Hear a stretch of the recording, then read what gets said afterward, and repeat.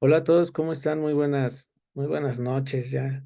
8:14, perdón, 8:08 de la noche aquí en el centro de México y bueno, dándoles la bienvenida a todos nuestros colegas médicos en formación y también nuestros colegas de otros países, porque ya la convocatoria cada vez vemos en que más países se unen a nuestras actividades académicas, ¿no? Les agradecemos y un saludo hasta donde quiera que estén, también a nuestros líderes, nuestros médicos especialistas que están siguiéndonos en estas clases que hemos llevado durante, pues, esto último semestre de lo que va del año. Y el día de hoy, pues bueno, como antesala de nuestro evento que tenemos en la siguiente semana, que es nuestro congreso, que como pues saben, iba a ser presencial y derivado a que nuestra sede era Acapulco y lo que pasó con el huracán a un mes de esa catástrofe, pues bueno, se tuvo que cancelar por evidentes razones, pero va a ser en formato online, como estamos el día de hoy, va a ser el día sábado, el sábado que viene, el sábado 2 de diciembre, y bueno, y justamente los temas que estamos tocando desde las semanas pasadas hasta los de hoy, pues bueno, van enfocados justo a diabetes mellitus, ¿no? Y el día de hoy nos acompaña el doctor Jorge Esquiol López Canales, quien es va a ser también ponente en nuestro congreso, lo vamos a ver el día sábado, y bueno, para presentarlo él es químico farmacéutico biólogo en de la Universidad Metropolitana aquí en Ciudad de México. Tiene maestría y un doctorado en farmacología clínica por el CINVESTAP. Es investigador del Instituto Nacional de Perinatología y es miembro del Sistema Nacional de Investigadores. Bueno, pues doctor, bienvenido y gracias por siempre aceptar y pues bueno, siempre es un gustote aprender farma con usted. Su audio, por favor. Listo. Listo. Perdón, muchísimas gracias y al contrario, gracias por la invitación. Gracias, gracias a usted, doc. Empezamos, déjenme compartir la pantalla. ¿Sí se ve mi pantalla compartida? ¿Listo? ¿Todo bien? Ah, Perfecto. listo ya. Ok, muchísimas gracias. Pues buenas noches a todos. Les agradezco que estén aquí con nosotros y que dediquen un poco de su tiempo a escuchar este tema que me tocó compartir con ustedes. El tema que me tocó es parte importante del manejo del paciente con diabetes y la pregunta con la que se abre o la que me dejaron es, ¿la metformina es para todos los pacientes con diabetes mellitus tipo 2? Y esta es una pregunta muy interesante. No voy a entrar de lleno en contestarla porque si entro de lleno, nos perdemos del contexto, pero de hecho hasta tenía pensado hacer un Kahoot, pero ya no me dio tiempo, porque es una pregunta que es obligada para todos los médicos en formación, incluso los médicos que están tratando ya pacientes con diabetes. ¿Cuál es el primer abordaje que se hace en el paciente que debuta con diabetes mellitus tipo 2? Y entonces aquí, bueno, más adelante voy a platicar cuál es la respuesta a esta pregunta, pero para ponernos en contexto, voy a empezar a platicar un poquito de cuál es la problemática a la cual nos vamos a enfrentar cuando hablamos del paciente con diabetes mellitus. Y entonces, a grandes rasgos, los puntos que vamos a tocar hoy son generalidades de la diabetes, cuáles son los tipos de diabetes que tenemos, así a grosso modo, cómo andamos en pacientes a nivel mundial con diabetes, factores de riesgo para desarrollar diabetes mellitus tipo 2 principalmente, cómo se hace el diagnóstico, cuáles son las posibles complicaciones y a lo que nos truje, a lo que nos importa es cuál es el tratamiento que se va a hacer en este tipo de pacientes. A manera de una introducción, esto es cómo se va llevando a cabo la evolución de la humanidad desde la parte muy primitiva hasta que, no, ya hay una imagen muy chistosa en donde nos ponen ahí ya con una persona que tiene ya síndrome metabólico y el siguiente paso ya es convertirse en un cerdo. Pero bueno.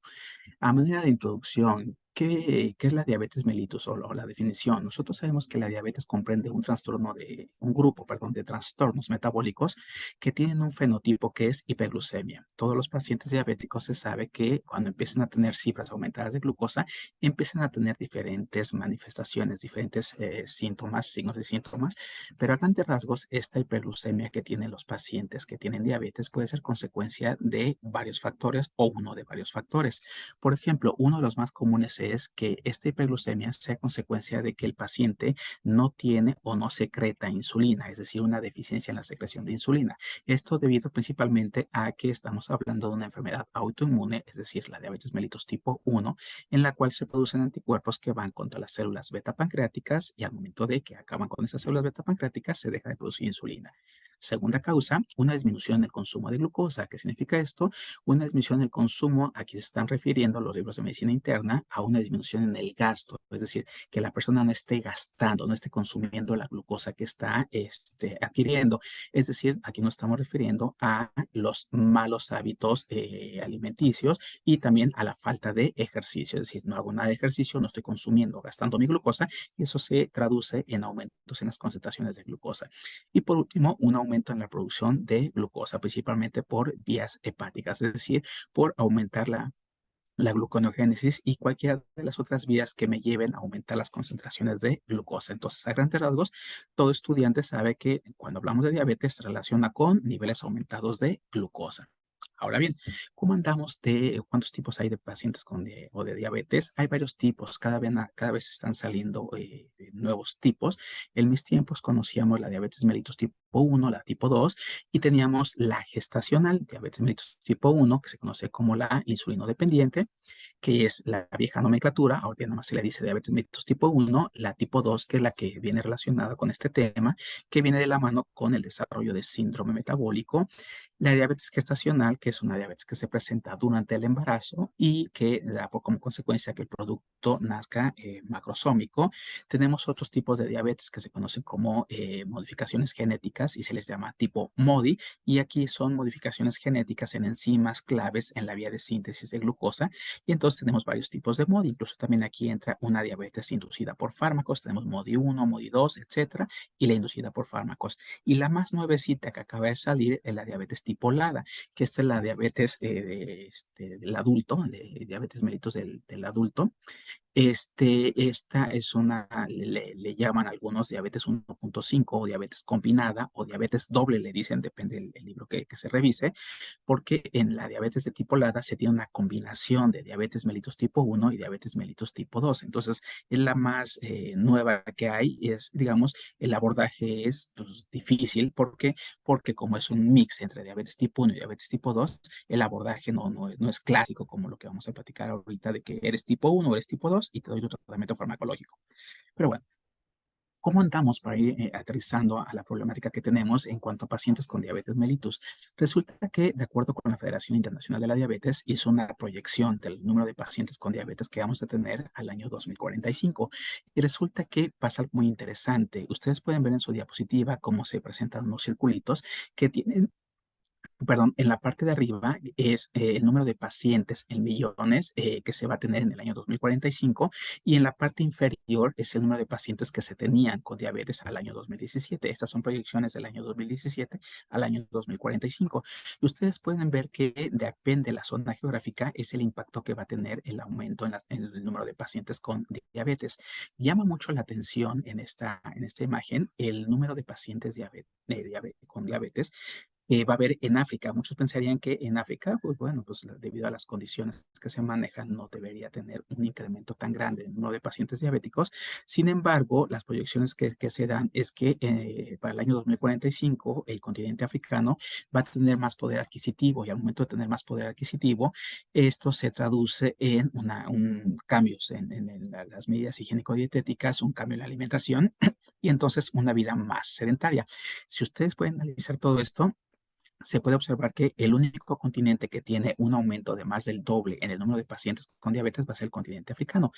Obviamente, aunado a lo que aporta los países con mayor número de población, como por ejemplo China y la India, que son los que aportan muchos pacientes con diabetes. ¿A qué voy con esto? Que cuando hablemos del año 2045, la cantidad de pacientes con diabetes que tendremos será muchísima. Uno de mis maestros decía que prácticamente para esos años, uno de cada dos pacientes va a tener diabetes. Entonces siempre nos decía el comentario, y pues voltea a ver al de al lado, porque quién sabe cuál de ustedes dos va a ser el diabético. Ok, ¿cuáles son los factores de riesgo que tenemos para desarrollar diabetes? Hay varios factores de riesgo. Tenemos los antecedentes familiares de diabetes, la obesidad, que es lo que vamos a platicar ahorita más adelante, la poca o nula actividad física, la raza o etnicidad, también sabemos que tiene un componente genético, los antecedentes de diabetes mellitus gestacional o pesos del recién nacido superiores a los 4 kilogramos, las dislipidemias, es decir, niveles aumentados tanto de triglicéridos, colesterol y bajos de HDL o colesterol bueno, y antecedentes de enfermedad vascular, es decir, son varios los factores de riesgo que pueden condicionar a que el paciente desarrolle diabetes. Ok, ¿cómo se hace el diagnóstico de diabetes? Bueno, resulta que de acuerdo con las guías de práctica clínica, de acuerdo con LADA, de acuerdo con diferentes instancias que se encargan de fijarnos las reglas del manejo y el diagnóstico del paciente diabético, nos dicen que, bueno, hay varias características que se deben tomar en cuenta para que nosotros podamos decir si mi paciente es un paciente sano, un paciente con prediabetes o un paciente con diabetes. Esto es importante, ¿por qué? Porque resulta que uno de mis maestros, y me acuerdo muy bien que decía esto, que el paciente o el concepto más bien de prediabético o de prehipertenso a él le molestaba mucho porque él mencionaba que el paciente que tiene una prediabetes o una prehipertensión, manejaban, decía que este paciente lo más seguro es que va a desarrollar la diabetes. Entonces, esta nada más es la antesala para desarrollar diabetes. Pero independientemente de lo que decía mi maestro, nosotros seguimos contemplando que tenemos tres: el paciente sano, el paciente con prediabetes y el paciente ya con la enfermedad, con la diabetes mellitus. Entonces, aquí hay diferentes criterios que postuló la ADA, la Asociación Americana de Diabetes, para que nosotros podamos decir si mi paciente cumple con los criterios para ser prediabético o paciente con diabetes mellitus. ¿Por qué es importante estratificar esto? Porque resulta que, de acuerdo a los estudios clínicos que se están llevando a cabo, un paciente que se hace el diagnóstico de prediabetes, si se trata bien, si el paciente sigue el tratamiento correcto y un apego al tratamiento, podemos retrasar o incluso los estudios hablan de evitar el desarrollo de la diabetes mellitus.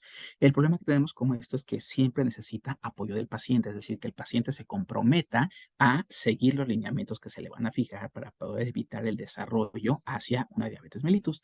Pero bueno, ¿cuáles son los criterios clásicos? Bueno, esto todos los estudiantes de medicina se lo saben. Para que el paciente pueda estar estratificado en la prediabetes, debe tener una glucosa en ayuno entre 110 a 125 miligramos por decilitro o una glucosa plasmática a las 2 horas entre 140 o 199 miligramos por decilitro y una hemoglobina glicada entre 6 a 6.4. Cualquier valor que esté diferente a esto, es decir, por abajo es lo que esperábamos, es la normalidad, paciente sano. Por arriba es que mi paciente ya presenta la diabetes mellitus. Ahora, algo importante aquí que yo siempre les hago énfasis a los alumnos es que el primer reto que se tiene es identificar qué tipo de diabetes tiene el paciente. ¿Por qué? Porque les decía yo, depende del tipo de diabetes, es el manejo farmacológico que se va a dar.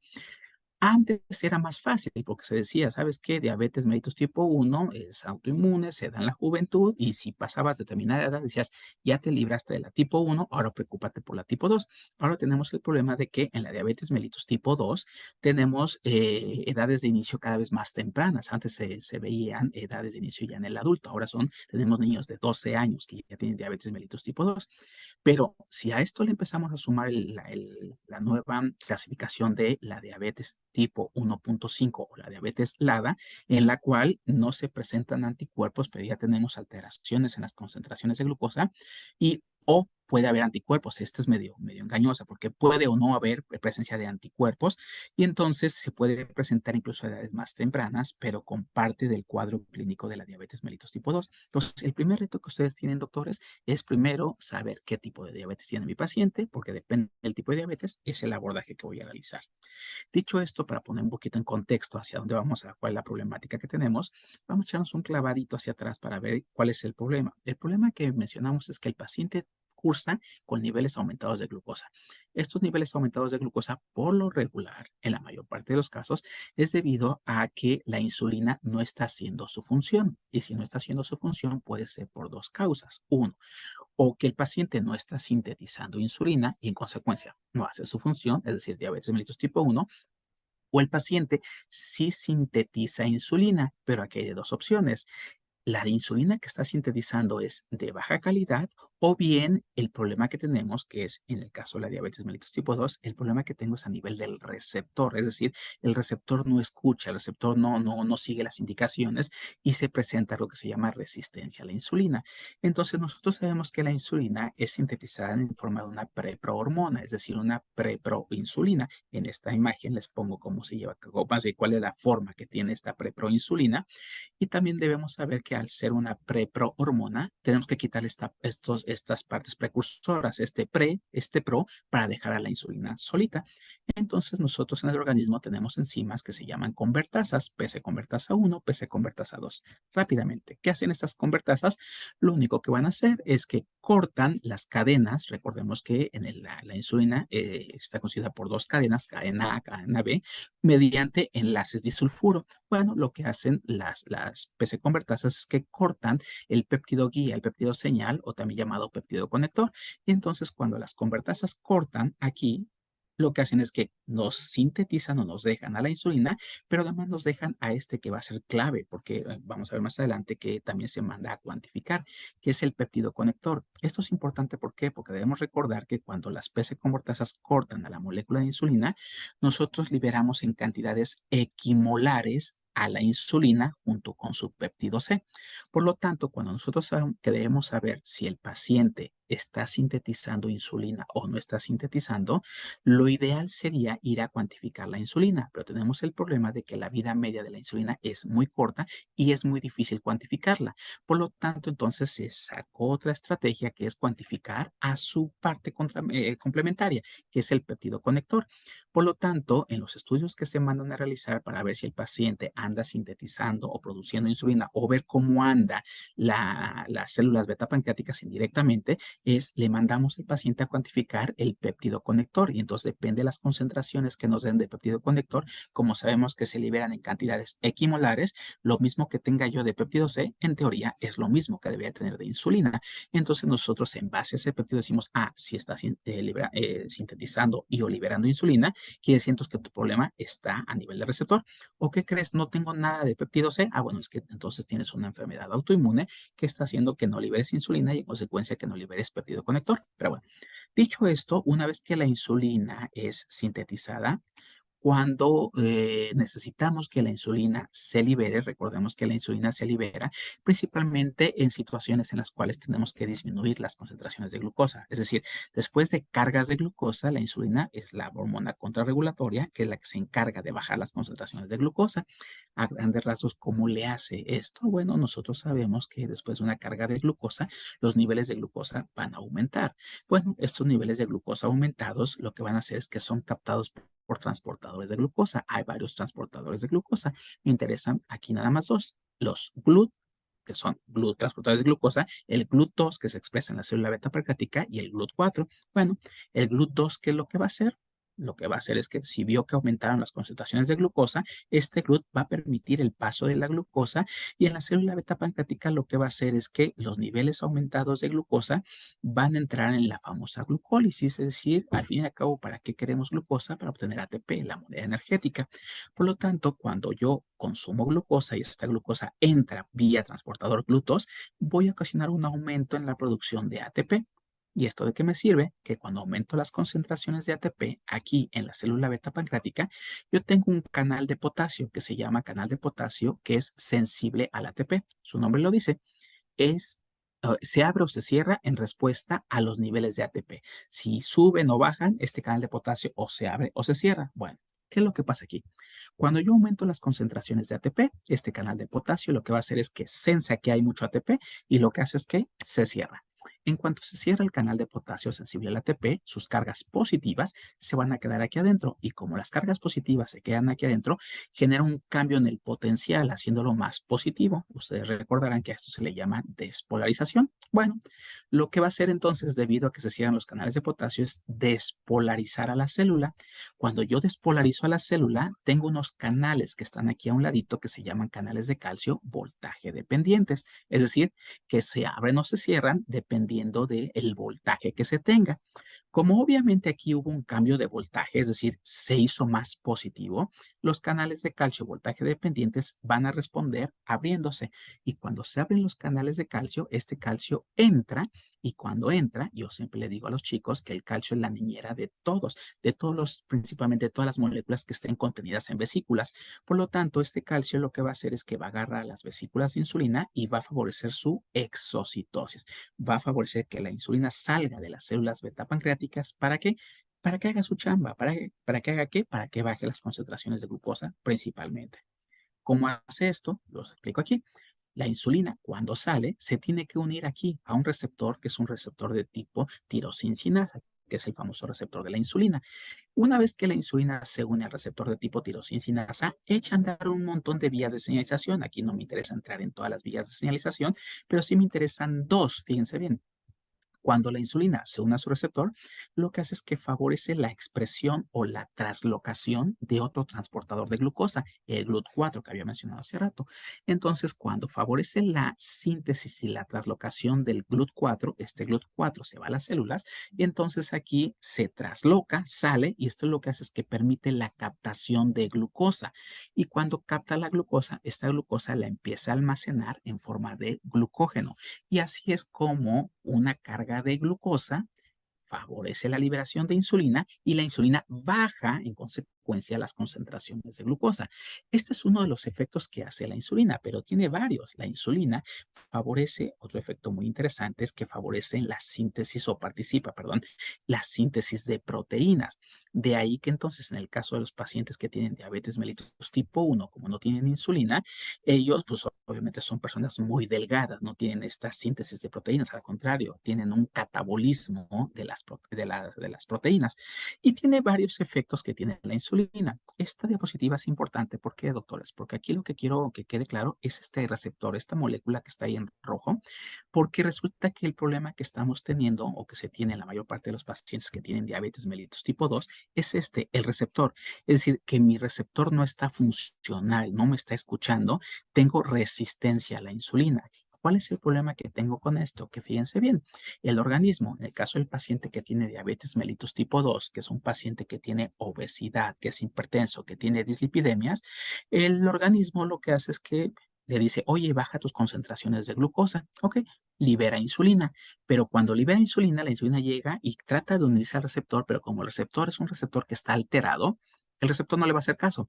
Y como no le hace caso, obviamente no echa a andar toda la vía que les acabo de comentar y no bajo los niveles de glucosa. El organismo sensa esto y dice, oye, ¿qué no te dije que bajara las concentraciones de glucosa? Ah, a lo mejor no fue suficiente. Y entonces se empieza a liberar más insulina, pensando que el problema está en que la insulina que está liberando no es suficiente para bajar las concentraciones de glucosa. Y entonces se empieza a liberar más, hasta que llega un punto en el cual obviamente el paciente presenta hiperinsulinemia debido al aumento en la secreción de insulina, pero el problema sigue estando presente. No importa las concentraciones que libres de insulina, mi problema está a nivel del receptor. Por eso, parte de la terapéutica del paciente que tiene diabetes mellitus tipo 2 tiene que ir enfocada en este receptor, además de otros blancos que ahorita vamos a platicar. Entonces, si nosotros tuviéramos una estrategia farmacológica para tratar de sensibilizar a este receptor, ¿qué significa esto de sensibilizar?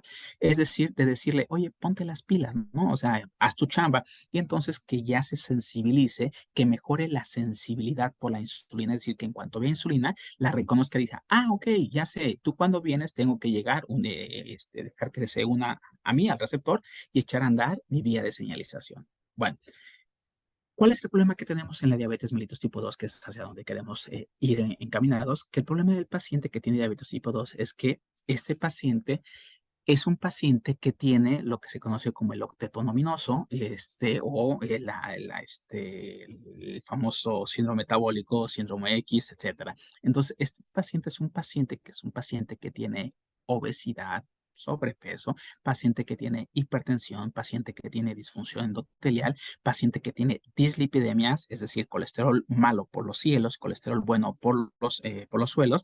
Entonces, todos estos factores aunados a una carga genética, factores genéticos, hacen o contribuyen a que el paciente presente esta alteración a nivel de los receptores de insulina principalmente o a nivel de la calidad de la insulina que estamos liberando. Y entonces, todos estos factores son los que me llevan a que el paciente desarrolle la famosa diabetes mellitus tipo 2.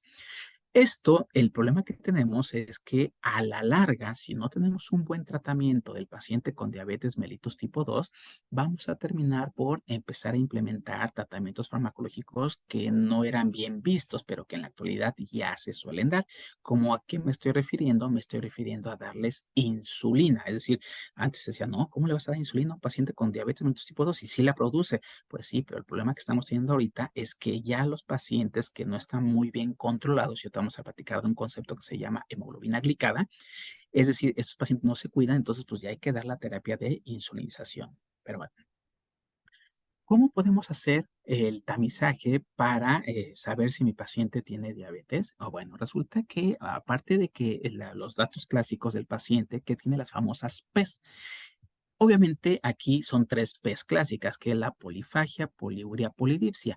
Puede haber pérdida de peso, pero esta es más común para el caso de los pacientes con diabetes mellitus tipo 1, porque a diferencia de los pacientes con diabetes mellitus tipo 2, estos tienden a aumentar de peso debido a esta dislipidemia que están teniendo y debido a todos los factores que ya mencioné. Pero bueno, siguiendo esto, ¿cómo podemos saber si nosotros tenemos un riesgo de padecer diabetes? Bueno, Lada nos echó una mano y nos dijo, mira, aquí te va un cuestionario para que me digas, oye, ¿sabes qué? Mira, llena contesta estas preguntas y en base al puntaje yo te digo si tienes factores de riesgo para padecer diabetes. Y entonces esta escala es muy simple porque me dice, oye, ¿cuántos años tienes? Ah, pues ya, depende de la edad que tú tengas, dice, ok, si tienes menos de 40 años, no te sumes nada. Si tienes de 40 a 49 años, súmate un puntito o en el primer recuadro pones ahí un puntito, 50, 59 años, dos puntitos y arriba de 60 años pones tres puntitos. Y entonces vas poniendo de acuerdo a tu edad.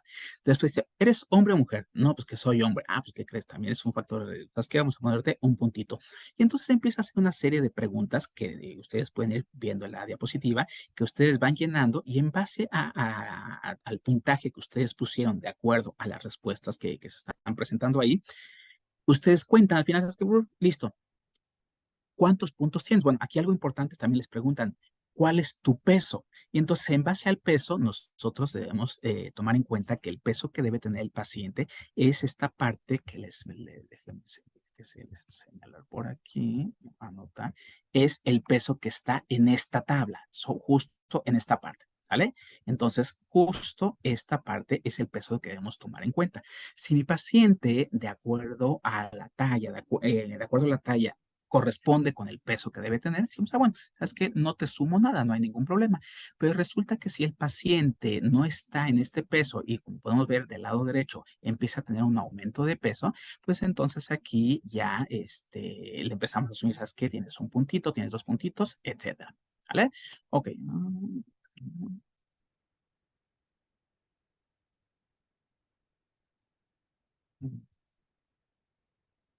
Perdón, permítame tantito para borrar esto.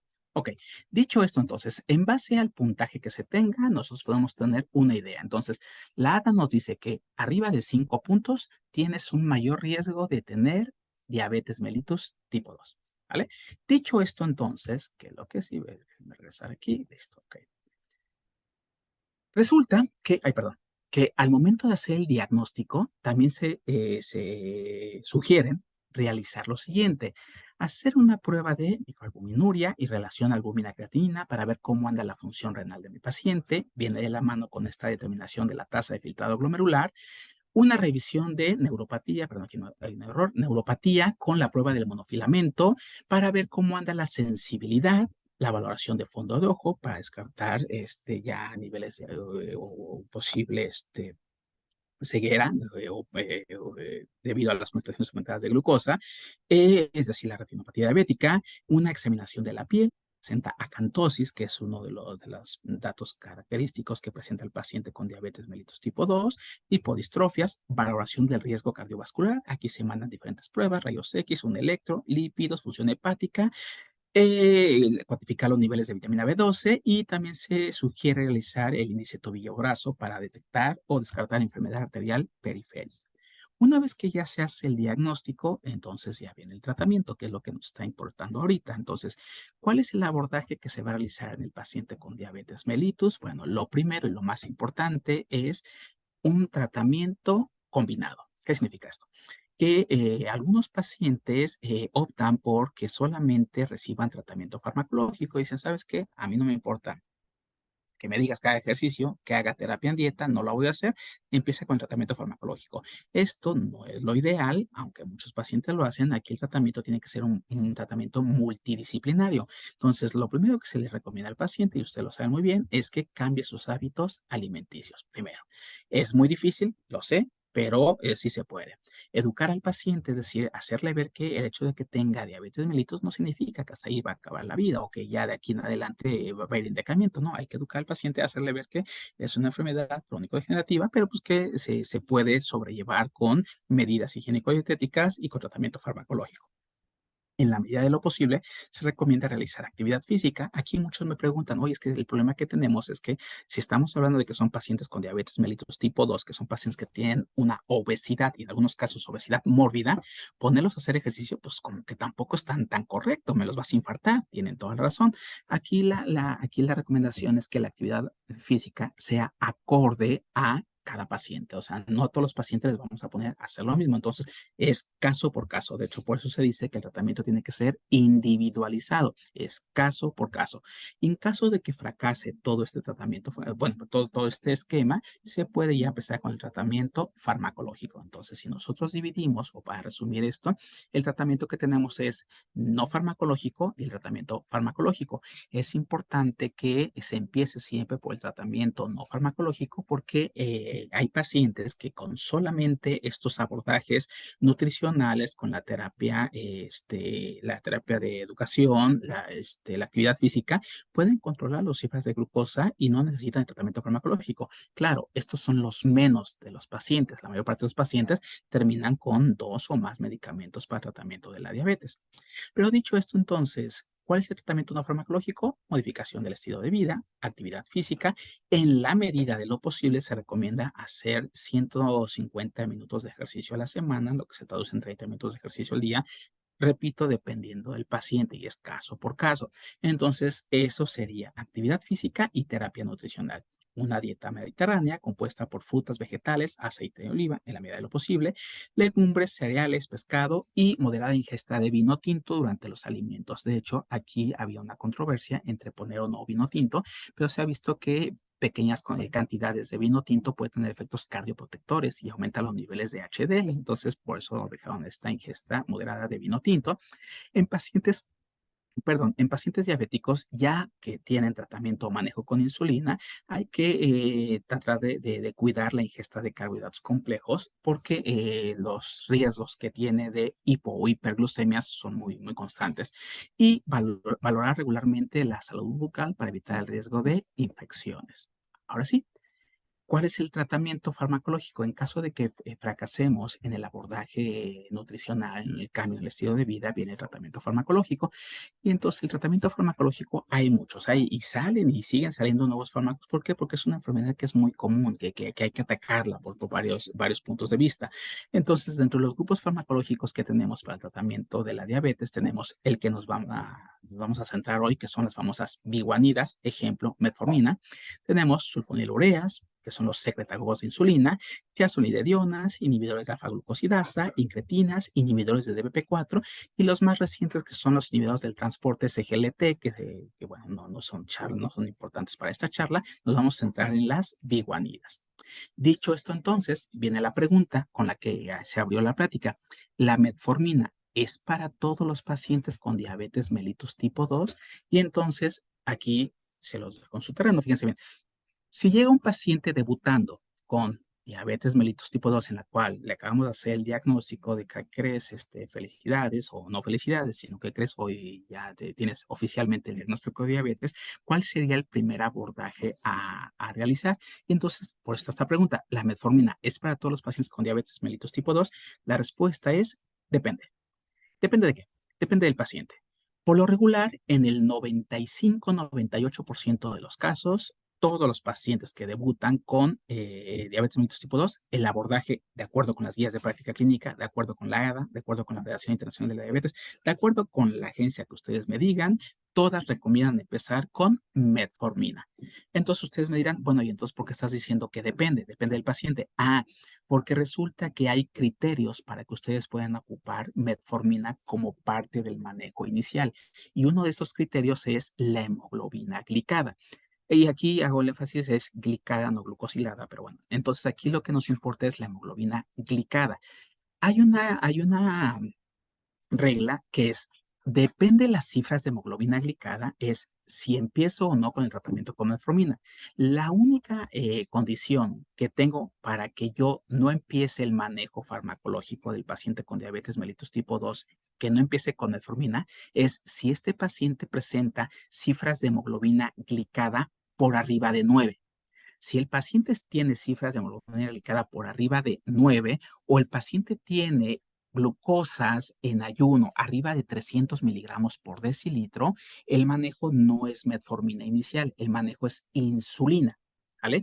Pero y obviamente estas son dos de las contraindicaciones: niveles de glucosa en ayuno arriba de 300, hemoglobinas glicadas arriba de 9, o que el paciente presente alguna comorbilidad que me impida ocupar metformina. ¿Como cuál me estoy refiriendo? Me refiero a que el paciente ya presente una tasa de filtrado glomerular abajo de 30, entre 30 y 40, abajo de 40 a 30, es decir, que ya tenga un daño renal, que tenga un daño hepático o que sea una mujer embarazada. Quitando todo esto, el tratamiento sí es con metformina.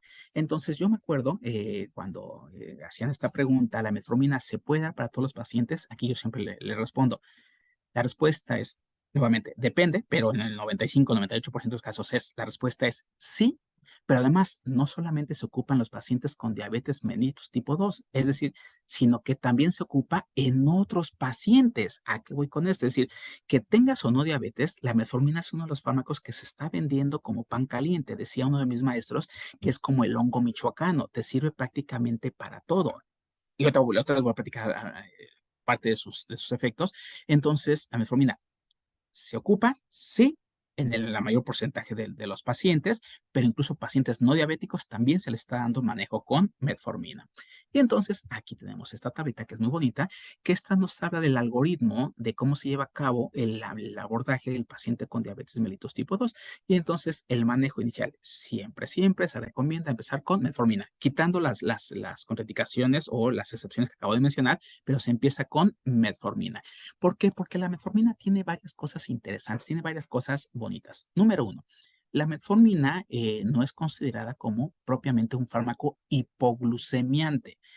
Es más un fármaco, y depende mucho de la literatura, algunos los dicen un fármaco, digamos, que evita que las concentraciones de glucosa suban. Normoglucemiante lo llaman algunos libros. Es decir, no te voy a bajar la glucosa, pero te voy a evitar que suba. Bueno, esto lo decían hace años. Ya los nuevos estudios clínicos que están corriendo están mencionando que realmente la metformina, además de evitar que suban las concentraciones de glucosa, sí baja ligeramente las concentraciones de glucosa. Entonces ya están como que redefiniendo si es un fármaco realmente hipoglucemiante. Pero bueno, no es charla o tema de esta charla, pero este efecto que tiene sobre bajar las concentraciones de glucosa es un efecto que se ha visto por todos los blancos farmacológicos que tiene la metformina. Y ahorita platico más de eso, pero bueno, ¿por qué se quiere empezar con o el abordaje del paciente diabético con metformina? Porque la metformina tiene varias ventajas. Número uno, costo.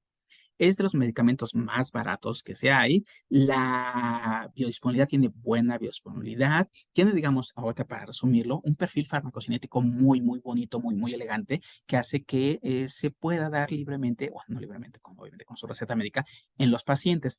Pero de todos los fármacos que tenemos para el control de la glucosa, el que más efecto tiene en bajar las concentraciones de hemoglobina glicada es son las biguanidas, la metformina. Entonces, la biguanida se sabe que hay pacientes que incluso logran bajar hasta 2% en las concentraciones de hemoglobina glicada. 2% es un regalo muy grande para cualquier paciente con diabetes. El riesgo que tiene esta metformina de generar hipoglucemia es muy difícil, porque decía, realmente no es un hipoglucemiante, entonces tiene un riesgo muy bajo de generar hipoglucemia. Otro de los efectos interesantes que se ha encontrado con la metformina es que tiene efectos sobre el peso. Puede generar incluso pérdidas de peso. El efecto es dosis dependiente. Entonces podemos tener ese efecto sobre el peso neutro, no te bajo de peso, o sí te bajo de peso, pero en efecto dosis dependiente. Y la parte fea de esto es, y todo estudiante cuando termina la carrera, lo que se graba es los efectos adversos. La metformina tiene principalmente dos grupos de efectos adversos: los que se limitan a efectos adversos a nivel de tracto gastrointestinal, diarrea, náusea, vómito, pero Esos son digamos, los más comunes. Y tenemos otro que es el que pone, digamos, un poquito en desventaja este fármaco, que es la acidosis láctica. La ventaja es que la acidosis láctica es un efecto adverso extremadamente raro. Fíjense bien, les voy a pasar el dato. De acuerdo con los estudios clínicos que se han llevado a cabo para ver qué tanto riesgo tienen los pacientes que consumen metformina, 850 miligramos o incluso hasta 2.5 gramos de metformina, ellos estimaron que principalmente son 3 por cada 100,000 tres pacientes presentan acidosis láctica por cada 100,000 pacientes que están tomando este fármaco. Entonces, ustedes dicen 3 por cada 100,000, pues está muy bajo, pues es como sacarse la lotería, pues está muy difícil, pero ¿cuál es el problema? Que obviamente los pacientes que presentan acidosis láctica pues pueden poner en riesgo la vida del paciente. Entonces, y en este estudio que les acabo de mencionar, ellos lo que encontraron es que los pacientes que presentaban acidosis láctica, curiosamente los 3 que presentaban acidosis láctica es porque ya traían problemas renales. Entonces, esto, digamos, hace todavía que tengamos más cuidado en aquellos pacientes que tengan el daño renal y que estén recibiendo dosis elevadas de metformina. Pero quitando todo esto, entonces aquí les pongo el manejo. Entonces, el manejo siempre es, empiezo con metformina y depende cómo responda mi paciente, empiezo a hacer combinaciones. Entonces, si nosotros encontramos que mi paciente no empieza a mejorar o no tengo una disminución significativa sobre las cifras de hemoglobina glicada, entonces puedo empezar a hacer combinaciones. Y entonces aquí hay las combinaciones que a ustedes se les ocurran. Metformina con cualquiera de los fármacos que acabamos de mencionar, con sulfonilureas, con tiazolidionas, con incretinas, con inhibidores de PP4, con insulina. Hay un montón de combinaciones. Les voy a platicar rápidamente algo importante que están haciendo y esto me llama mucho la atención. En la clínica de atención integral para pacientes con diabetes y obesidad, en la CAIDO del Hospital General de México, resulta que en este hospital lo que hacen es que todos los pacientes que llegan con diagnóstico de diabetes mellitus tipo 2 o que tienen con factores de riesgo de diabetes mellitus tipo 2 hacen dos cosas rápidamente. Valoran el índice OMA y valoran, perdón, que es una vía indirecta de la resistencia a la insulina, y valoran las cifras de glucosa. Entonces, en base al índice, al valor que salga de índice OMA, que en a medida de lo posible o para descartar una resistencia a la insulina tiene que estar abajo de 1. Esto depende, porque aquí en México incluso hasta lo suben un poquito más, nos consideran más guerreros y dicen que nosotros podemos tener hasta 1.5, 1.75, pero bueno, abajo de 1 es lo correcto. Entonces, en base a el valor que sale de la escala de este OMA con las cifras de glucosa, lo que se hace en la CAIDO es que al paciente se le mete a un programa y en este programa se le dice al paciente, ¿sabes qué? Vas a tener que hacer cambios en el estilo de vida, vas a tener que hacer un cambio en la dieta y hacer ejercicio. Pero aquí es importante porque aquí ellos no les perdonan el ejercicio. Obviamente el ejercicio que les ponen va acorde al peso que tiene el paciente. Y entonces lo que hacen en esta CAIDO es que a los pacientes los van valorando cada 3 meses. Cada 3 meses hacen visitas y entonces sí, y el manejo inicial ahí siempre es, con metformina 850 miligramos y depende cómo se ve al paciente si tienen impacto sobre las cifras de hemoglobina glicada y además, lo más importante, si logran bajar de peso debido al efecto quizás de la metformina o debido al efecto de la dieta y del ejercicio sobre el peso, es que ellos deciden que el paciente siga en este programa. El paciente no baja nada de peso, ahí sí es muy, muy drástico. Y sabes que no estás siguiendo el apego al tratamiento, sales del programa y listo. Entonces ahí las endocrinólogas lo que hacen es que empiezan con su dosis de metformina y depende cómo vean, ellas deciden si agregan o no algún otro fármaco. Hay, digamos, in, no hay un consenso definido en si estás fracasando, qué fármaco poner, porque quedamos que podemos hacer combinaciones, metformina, sulfonilureas, glibenclamida, metformina con pioglitazona, metformina con sitaglipina, qué sé yo, alguna de estas combinaciones, o empezar directamente con la terapia de insulinización. Ahí lo que hacen en la CAIDO es que todo lo hacen en base a la hemoglobina glicada. Esa es su parte aguas. Entonces, depende de las cifras de hemoglobina glicada. Si no logras bajarla, si no estás controlado, empiezas con terapia de insulina. Si estás teniendo una disminución, digamos, pequeña, pero constante de la hemoglobina glicada, pues bueno, sigues ese manejo de metformina con el otro fármaco que hayas dado. Ok, ¿cómo actúa la metformina? Oye, para que vayamos viendo por qué es tan interesante. Bueno, la metformina tiene como mecanismo de acción, digamos, en palabras simples para no darles así cosas muy locas. La metformina lo que hace es que activa a una proteína que se llama AMP sinasa dependiente de AMP. ¿Vale? Entonces, estimula la AMP sinasa dependiente de AMP. Resulta que la metformina, para que pueda hacer este efecto, tiene que ingresar a la célula a través de transportadores que se llaman OCT, y tenemos varios, OCT1, OCT2, OCT3. Aquí el que me importa es el 1, la metformina entra por estos transportadores y lo que hace es que cambia el balance ATP-ADP. Entonces, cuando cambia este balance ATP-ADP, resulta que se estimula esta AMP sinasa dependiente de AMP. Y resulta que usted dirá, bueno, ¿y de qué me sirve que la metformina sea o estimule a la AMP sinasa dependiente de AMP? Ah, que esta enzima hace muchas cosas, doctores. Fíjense bien. Este es el resumen o la secuencia de eventos que va teniendo la metformina. Primero, se fija la membrana, donde altera los sistemas de transporte, entra por OCT1, ya que está dentro, a nivel celular, activa la AMP sinasa directamente o a través de reducción de las reservas intracelulares. A nivel tisular, estimula de forma directa la glucólisis de tejidos. Hay una mayor eliminación de glucosa en sangre y este es el punto interesante. La metformina a nivel tisular lo que hace es que disminuye la síntesis hepática de glucosa, es decir, inhibe la gluconeogénesis, pero además retarda la absorción de glucosa a nivel intestinal y hace que aumente la captación de glucosa en tejidos como músculo y tejido adiposo. Entonces, esto es a nivel tisular y a nivel sistémico, todo esto se traduce en que voy a bajar las concentraciones de glucosa.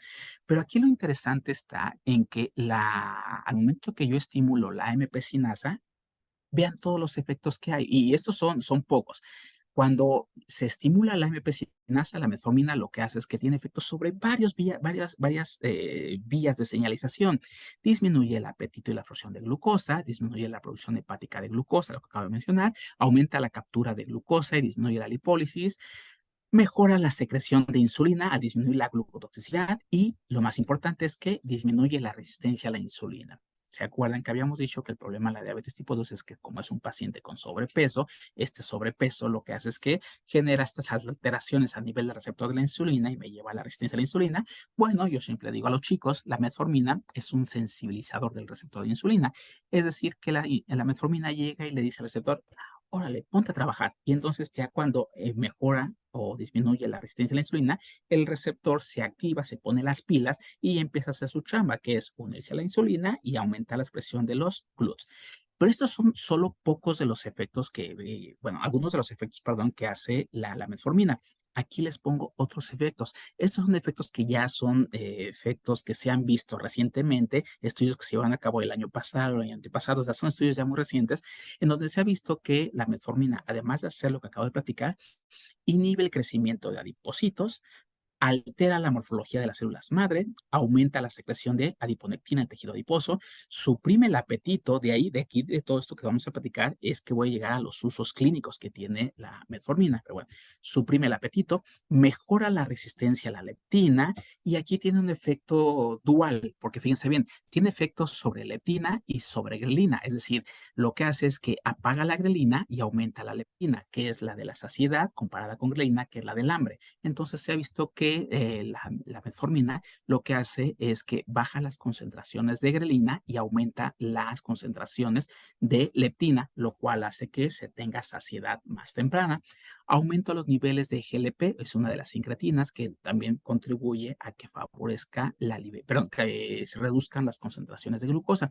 Entonces tiene varios efectos la metformina y puedo seguir aquí. Otro de los efectos que se ha visto de la metformina es que inhibe la síntesis del factor de crecimiento insulínico tipo 1, tiene efectos también de estimular a la sintasa de óxido nítrico, es decir, tiene efectos vasodilatadores que se traducen en efectos cardiovasculares, tiene efectos sobre la síntesis de ácidos grasos, tiene efectos también sobre, y de hecho es algo curioso, se sabe que la metformina, uno de los blancos que tiene, es que llega y se une al citocromo 1, a la parte del transporte de electrones, se une al citocromo 1, dirán ustedes, ¿y eso a mí de qué me sirve? Que esto a nivel de las bacterias tiene un efecto antibiótico. Entonces, hay muchos efectos que tiene la metformina.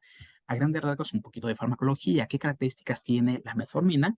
Tiene una vida media corta, 1.5 a 4 horas, pero esto es suficiente para que tengamos un efecto durante el día. Dato curioso, no se une a proteínas plasmáticas, por lo tanto, como no se une a proteínas plasmáticas, no hay tanto riesgo de posibles interacciones medicamentosas debido al desplazamiento de que yo soy más afín por esta proteína que tú, te voy a quitar. Entonces, como esta no se une, les dice, tú quédate las proteínas, yo no las necesito. Otro, no requieren de metabolismo hepático. Tal como entra, sale. Por lo tanto, estas no requieren metabolismo hepático, pero sí hay que tener mucho cuidado porque como se eliminan por vía renal, en forma de compuesto activo, hay que tener mucho cuidado en los pacientes que tengan obviamente una insuficiencia renal. Como consecuencia del bloqueo de la gluconeogenesis que acabo de platicar, esto puede entorpecer y disminuir el metabolismo del ácido láctico. Este es el problema que tenemos. Como resulta que ya evito meter otros componentes a generar glucosa, porque estoy inhibiendo la gluconeogénesis, pues lo que voy a hacer es que ya no voy a metabolizar el ácido láctico y si no metabolizo el ácido láctico, empiezo a aumentar y esto lo que genera es la famosa acidosis láctica. Entonces, tener mucho cuidado con esto. En personas con daño renal se pueden acumular las biguanidas. Recordemos que la metformina es una biguanida. Había 3 biguanidas, pero esta es la única que queda en la actualidad. Las otras dos tenían un efecto muy marcado sobre la acidosis láctica. La FDA la retiró del mercado y solamente tenemos la metformina en la actualidad. Bueno, en personas con daño renal hay que tener mucho cuidado porque puede aumentar el riesgo de acidosis láctica. Ok, contraindicaciones. ¿A qué paciente no le podemos dar metformina? Bueno, metformina es muy bueno, yo les voy a platicar porque sirve para muchas cosas, pero también no todo es bueno, también tiene ciertas contraindicaciones. Todo tiene un yin y un yang, todo tiene aquí ciertas cosas que limitan el uso de metformina. Y entonces, la primera contraindicación es daño renal. ¿Vale? Que el paciente presente alteraciones renales, que tenga tasas de filtrado que sean menores a 60, 40 mililitros por minuto. Esta es una contraindicación absoluta porque por el riesgo que va a tener el paciente de desarrollar una acidosis láctica. Insuficiencia cardíaca que requiere un tratamiento farmacológico, es decir, que esté en tratamiento con algunos agentes sinotrópicos positivos, etcétera. Pacientes que tengan ya propiamente una acidosis metabólica marcada, insuficiencia hepática, lactancia, cetoacidosis o alergia. Hay que tener precauciones en pacientes que tengan edades arriba de 80 años. ¿Por qué? Porque se traduce en una disminución en las tasas de filtrado, traducción daño renal, traducción acidosis láctica. Por lo tanto, no se recomienda mucho la metformina en las personas ya mayores de 80 años.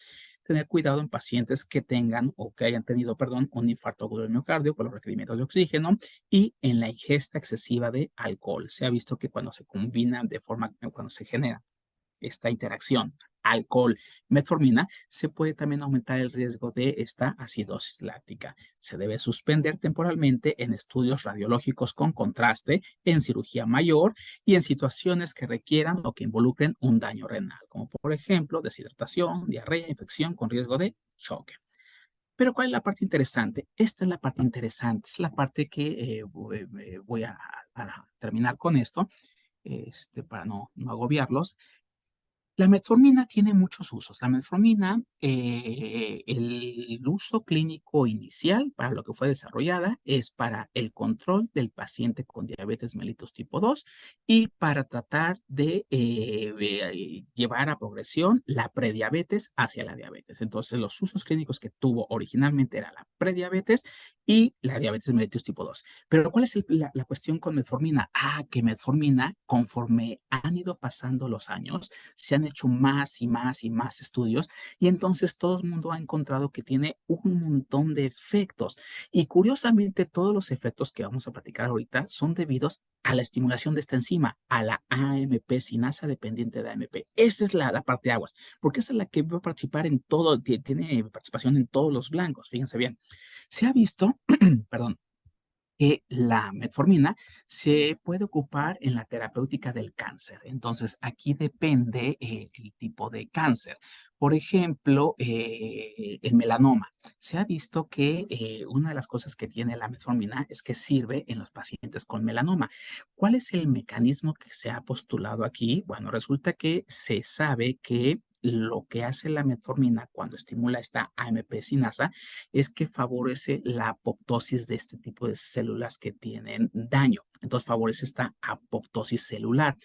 Entonces esto ha llevado a pensar en que, bueno, si en el melanoma o en las dermatosis inflamatorias puede ser útil la metformina, ¿qué nos hace pensar o por qué nos suponemos que la metformina pueda ser útil en el tratamiento de otros tipos de cáncer? Y resulta que aquí está la interesante. Están corriendo un estudio clínico en donde están tratando de ver el efecto que tiene el cáncer perdón, la metformina en dos tipos de cáncer que les va a llamar la atención, en cáncer de mama y cáncer de próstata. Entonces el estudio se está corriendo y por lo que están apostando los investigadores es que sí va a tener un impacto sobre este cáncer de mama o cáncer de próstata. Los resultados aún no salen, se están reclutando a los pacientes, se está corriendo el estudio, pero no duden que en cuestión de unos meses o un par de añitos ya se tenga como parte de los usos clínicos tratamiento de cáncer de mama o cáncer de próstata. Sirve también en el tratamiento del hígado graso no alcohólico. Esto se ha visto porque, fíjense bien lo curioso, la metformina baja las concentraciones de colesterol malo y sube las concentraciones de colesterol bueno. Además, baja las concentraciones de triglicéridos. Tiene efectos sobre la lipoproteína lipasa, lo cual disminuye los niveles de triglicéridos y entonces a grandes rasgos el balance se va hacia aumentar el colesterol bueno y bajar el colesterol malo. En enfermedades cardiovasculares, principalmente en enfermedades que tengan que ver con aumentos en la presión arterial, se ha visto que la metformina estimula enzimas como por ejemplo la sintasa de óxido nítrico, lo cual favorece que se sintetice óxido nítrico, que ustedes recordarán muy bien, es un vasodilatador y por lo tanto disminuye las resistencias vasculares periféricas y puede disminuir la presión arterial. Y entonces aquí podemos seguir hablando de todos los mecanismos. Se ha visto también en la enfermedad de Alzheimer, que tiene un papel muy importante. Aquí tiene efectos principalmente sobre ciertos neurotransmisores y sobre evitar el deterioro neuronal, es efectos neuroprotectores que se considera que tiene la metformina. Obviamente lo clásico es para bajar de peso y aquí es algo interesante porque fíjense bien, yo me traté de buscar información de qué tanto hay reportado o qué tanto se está avalado el uso de metformina para bajar de peso y lo curioso que encontré es que en Estados Unidos no es una indicación. En Estados Unidos no tienen como parte de la IPP de la metformina obesidad. Aquí, como no tenemos bien los sistemas de regulación, aquí sí se ocupa para bajar de peso. Entonces, aquí sirve como fármaco para bajar de peso. Y se ha visto que la metformina tiene efectos sobre centros de saciedad y centros de hambre. Entonces, prende los centros de saciedad, apaga los centros de hambre. Además, aunado a los efectos que tienen sobre leptina y grelina, todo esto contribuye a una disminución de peso.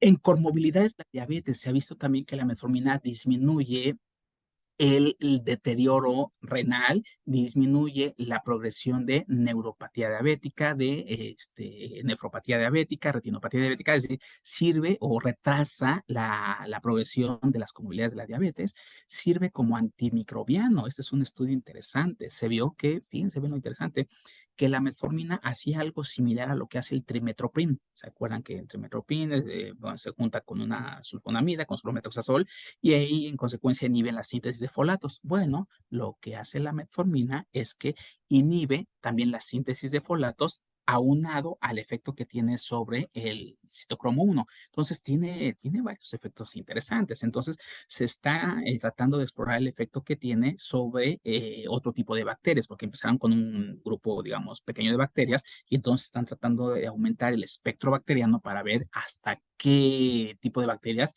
pueden ser sensibles al efecto de metformina. Clásico, sirve para tratamiento del ovario poliquístico. Aquí otra de las acciones, yo sé que cuando termine esto van a decir, bueno, pues, metformina para todo. Fíjense bien, sirve para tratamiento del ovario poliquístico. Una de las acciones que se ha visto de la metformina es que la metformina lo que hace es que evita que la testosterona se empiece a metabolizar hacia sus productos, que se metabolice porque inhibe una enzima que se llama aromatasa. Entonces lo que hace es que indirectamente baja las concentraciones de hormonas y esto puede ser útil en el tratamiento del ovario poliquístico. Sirve en el tratamiento, fíjense bien, esto también es interesante, en el envejecimiento, retrasa el envejecimiento. De hecho, se le considera la metformina como senolítico. Se ha visto que la metformina lo que hace es que las células senescentes llega y ¡pum!, las destruye. Entonces se apuesta a que pueda retrasar el envejecimiento.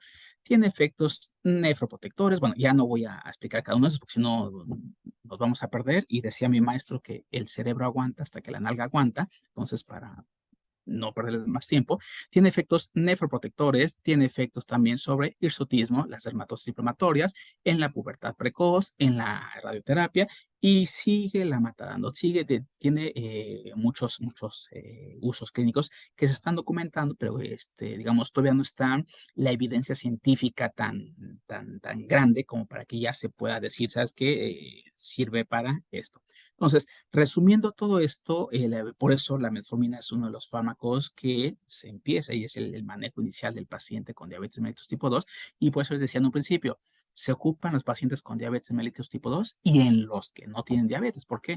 Porque tengo incluso ahorita alumnas más bien, que no tienen diabetes, pero que están recibiendo metformina, que tienen síndrome de ovario poliquístico y que están recibiendo insulina. Varias de las alumnas que he tenido también, lo que hacen es que cuando viene la fiesta de graduación, lo que hacen es que, oye, ¿sabes qué? Tengo que bajar de peso. Y entonces empiezan con su terapia con metformina para tratar de bajar de peso para la fiesta de graduación. Y así, por ejemplo, también en los pacientes con esta pubertad, también le están dando metformina. Entonces, ¿a qué voy con esto? Por eso decía, ¿se ocupan los pacientes con diabetes mellitus tipo 2? Sí, y en los que no. Y sería todo, doctores. Muchísimas gracias. Si tienen alguna duda o comentario, estoy aquí a sus órdenes.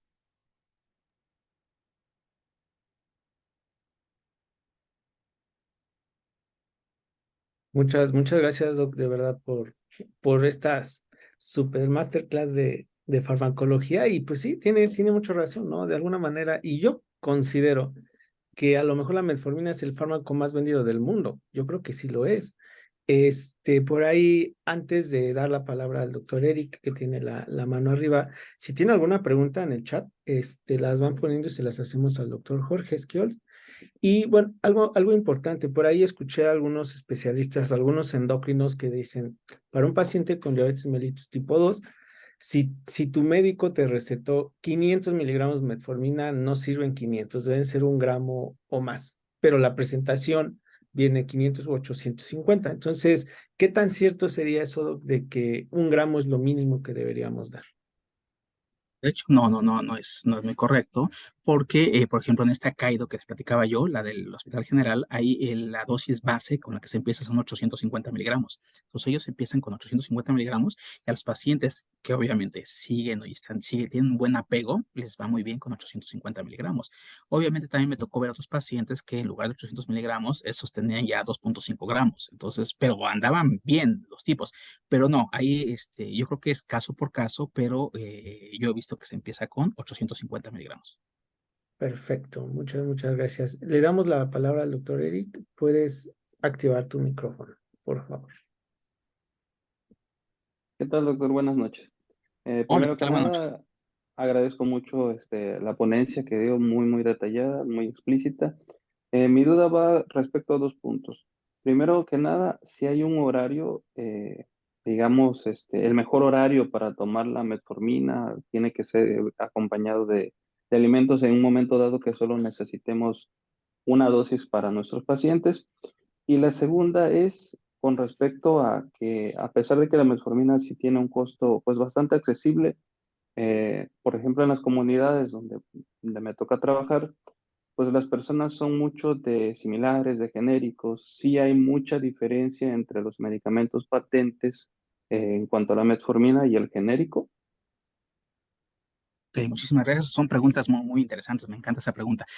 Contestando la primera del horario, no hay un horario en específico. Lo que sí se recomienda es que la metformina, para tratar de evitar los efectos adversos que son a nivel de tracto gastrointestinal, se recomienda que se dé antes de los alimentos.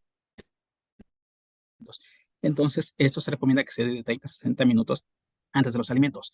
En esta clínica lo que he visto es que a los pacientes cuando les dan metformina o dan principalmente en la mañana o en la tarde. No sé si esto se ha relacionado con la vida media que tiene, con las actividades que tiene el paciente, pero así lo he visto yo, en la mañana o en la tarde, pero eso sí, combinada con alimentos para evitar este efecto adverso de náusea, vómito, diarrea. Entonces, esto sí es la regla. Se recomienda combinar con alimentos. porque los alimentos no, digamos, no tienen tanto impacto sobre la absorción de la metformina, entonces no hay tanto problema. Y la segunda pregunta es muy interesante, si tienen el mismo efecto la metformina, la de patente con las genéricas o similares. Aquí nos tenemos que remontar un poquito. Hay que ver si estamos hablando de medicamentos genéricos o medicamentos similares. Recordemos que en el caso de los medicamentos genéricos sí tienen pruebas de bioequivalencia. ¿Qué significa esto? Que no importa si eres tú de patente o genérico, haces exactamente lo mismo, tienes los mismos picos, la misma cinética, y entonces, de acuerdo con COFEPRIS, nos dice, si tú cumples las mismas, digamos, condiciones de hidrosolubilidad, las mismas condiciones de disolución, un montón de pruebas que se ponen, puede ser bioequivalente, es decir, no eres como yo, eres genérico, pero pasaste las mismas pruebas que yo. O sea, está bien. El problema viene con los similares, doctor, porque los similares no tienen pruebas de bioequivalencia. Los similares simplemente tienen el principio activo, no se les hizo estudios y están a la venta. Entonces, no se garantiza una buena concentración óptima en los órganos blancos. Voy a poner algún ejemplo. Si de los 850 miligramos que estamos dando con la de patente, la de genérico debería tener más o menos un 5% de esos 850 miligramos. El problema con los similares es que no tienen ese más o menos 5%, 10%. Hay algunos estudios por ahí que mencionan que los similares tienen incluso hasta un 40, 30% de lo que tienen los fármacos de patente. Entonces, contestando su pregunta, doctor, yo creo que si no se puede acceder al fármaco de patente, lo ideal sería dar un genérico intercambiable, no un similar. Perfecto, doctor, le agradezco mucho. Buenas No, gracias a noches. usted. Hay algunas preguntas aquí en el chat, ¿me permite, doctor? Sí, por supuesto. Perfecto. Preguntan sobre la edad mínima en que se puede recetar metformina, ya que han visto casos en niños que les han dado. Sí, claro. Esta es una pregunta clásica y es muy, muy interesante. No hay estudios clínicos que avalen la eficacia de metformina en niños. No hay. Por lo tanto, las guías nos dicen que en la medida de lo posible no se recomienda el uso de metformina en niños. Sin embargo, pues va a sonar feo lo que digo, pero pues, aquí hacemos muchas cosas. Entonces, contestando no hay estudios clínicos, la recomendación es que no se dé. Sin embargo, por los efectos que tiene de que baja de peso, que retrasa la progresión hacia diabetes, en muchos niños de 12 años que ya tienen sobrepeso, que ya empiezan con este cuadro de síndrome metabólico, muchos ya están empezando a implementar la metformina. No se recomienda, pero aquí nuevamente es caso por caso. Pero de acuerdo con la literatura, no hay estudios clínicos, entonces no es aconsejable. Los estudios clínicos que tienen son para ya mayores de edad y ahí sí está ya súper demostrado. Perfecto. Preguntan acerca de la metformina de liberación prolongada. ¿Es mejor que la normal? ¿Cómo se...? O Depende de los pacientes. Aquí es caso, igual nuevamente es caso por caso. Muchos pacientes con la dosis, una sola dosis de metformina 850 miligramos, responden igual de bien con la metformina de liberación prolongada. Entonces aquí más bien esta de liberación prolongada se da, digamos, cuando estamos hablando de un paciente que es un paciente que no tiene un buen apego, es un paciente que no tiene cambios higiénicos, que no hace ejercicio. O sea, son pacientes que son, digamos, de los latocitos que no se apegan al tratamiento. Entonces, por eso se prefiere dar esta insulina, perdón, esta metformina, pero en general el efecto es similar. Entonces, pueden ustedes dar si es un paciente, que de hecho es la parte importante, hacerle conciencia a los pacientes de que tienen que sí o sí bajar de peso. O sea, esto es lo clásico, sí o sí tienes que bajar de peso, tienes que cambiar tus hábitos nutricionales y en la medida de lo posible vamos bajando la dosis de metformina. Pero entonces, contestando esto, es caso por caso. sí, justo, ¿no? Incluso la ADA nos dice, deben de centrar primero el tratamiento en el paciente, en cómo es, en sus metas de él, las suyas, y hacer un tratamiento conjunto, porque pues no es una receta para todos, ¿no? Sí. Listo, vamos a checar si hay algunas otras preguntas. Eh, Hay una pregunta que dice así: ¿cuál sería el abordaje de un paciente que no ha podido controlar la diabetes con dieta y ejercicio y al abordarse con metformina desarrolla una alergia a este fármaco? ¿Se Uy, puede bueno. hacer alergia a la metformina? Sí, sí, claro. Sí, es muy difícil, es igual, sacarse la lotería es muy difícil, pero sí hay casos de pacientes que desarrollan alergia. Entonces, en este caso, en este tipo de pacientes, lo que se recomienda es empezar con una incretina.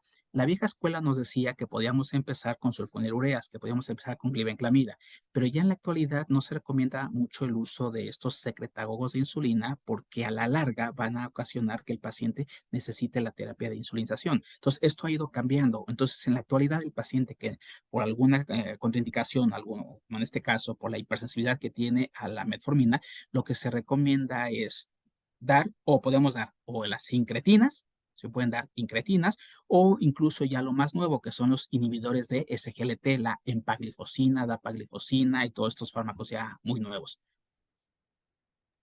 Sí, justo estos fármacos modificadores de la enfermedad que se les dice y que justamente usted nos va a dar esa clase en el Congreso para que todos nuestros amigos del día de hoy, pues bueno, nos visiten en el Congreso del próximo sábado, del sábado 2. El doctor Esquiol nos va a hablar justamente de esos fármacos.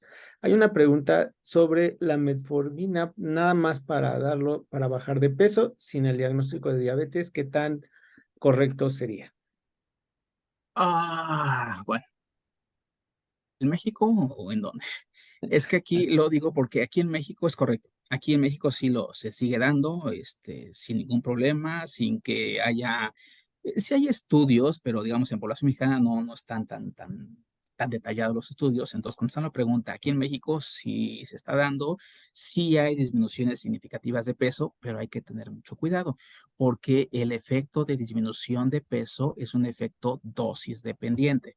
Y entonces y me ha tocado ver estudiantes que en un ánimo de bajar de peso express, en lugar de tomar los 850 miligramos de metformina, se meten arriba de 2 gramos de metformina. Entonces, primero me hacen acidosis láctica que bajan de peso. Entonces, sí hay que tener mucho cuidado. Entonces, digamos, si se sigue un buen esquema de poner 850 miligramos de metformina, y además dieta de ejercicio, se pueden alcanzar las cifras objetivo, pero nuevamente aquí en México, quizás sí, en Estados Unidos no se está considerado ese uso clínico. Claro, incluso, bueno, para nuestros colegas, porque hay muchos colegas en formación, debemos recordar que el tratamiento debe ser modificación de estilos de vida, si no, no va a funcionar y vamos a estar escalando medicamentos o dando dosis ya súper altas. Hay estudios donde nos dicen que un correcto ejercicio puede bajar hasta del 8 al 12% del peso corporal. Seguramente con el ejercicio debería ser nuestro primer medicamento para Y bajar de claro, peso, no necesariamente dar un fármaco, ¿no? Les comparto una receta que me dio un doctor que pues es muy buena para los pacientes. Cuando les llega un paciente que quiere bajar de peso con fármacos, yo les digo que primero hagan ejercicio y nos vemos en 2 meses. Si bajaron por lo menos 1 kilo, les doy fármacos y si no, no. ¿Por qué? Porque el seguimiento, el paciente no se va a pegar al tratamiento. Entonces, primero que hagan ejercicio y ya después van viendo los fármacos, porque incluso tenemos el caso del buen mexicano que se toma más dosis antes de su examen de química sanguínea, días antes comió todo lo que no debía comer, ¿no? Entonces, sí, el tratamiento nos recomienda la ADA en caso de diabetes, pues debe ser un seguimiento bastante cerquita del paciente y bueno, también los estudios de laboratorio, ¿no? Recomendados mínimo cada 6 meses para un correcto seguimiento. Vamos a ver una última pregunta, doctor. Perdón sí, por claro. tantas, tantas preguntas. Ok. Preguntan sobre un tema igual muy interesante que ya no se toca tanto. Yo me acuerdo que cuando acompañaba a mi papá a clases lo tocaban mucho la insulinización temprana y actualmente ya no se nos habla mucho de ello, doctor. Es que no se recomienda, o sea, es que en la medida de lo posible, por ejemplo, tengo una amiga endocrinóloga que cuando le toca o el paciente, por las características del paciente, le tiene que poner insulina, le da un coraje, o sea, y dice, no, es que a mí me molesta, no me gusta dar insulina. ¿Por qué? Porque resulta que ya cuando se da la terapia de insulinización es porque el paciente ya está, ya ya mal, es un paciente no controlado, cifras de glucosa muy elevadas.